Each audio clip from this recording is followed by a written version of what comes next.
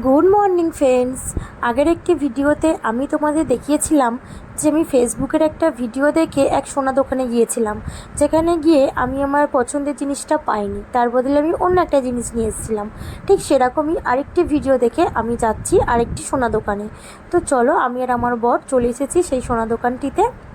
এই সেই দোকান, এই দাদা ভাইটির দোকান এটা। তার এই যে এই পলা দুটি বা এই শাঁখা দুটি খুবই সুন্দর দেখতে লাগছিলো, বাট আমি নিইনি, এক দিদিভাই নিয়েছে, খুবই কম রেঞ্জের মধ্যেই ছিল। তারপরে গেলাম একটু বিরিয়ানি খেতে। তো মনটা একটু খারাপ ছিল, বাট বিরিয়ানিটা দেখে মনটা একটু খুশিও হয়ে গেছে। মনটা খারাপ ছিল কারণ যে জিনিসটার জন্য আমি আবারও এসেছিলাম সেটা আমি আবারও পাইনি। তাই পাইনি ঠিক কথা, বাট আমি অর্ডার দিয়ে দিয়েছি, আমার বাড়িতে হোম ডেলিভারি করে দেবে। তো মনটা একটু খারাপ করে বাড়ির দিকে রওনা দিলাম।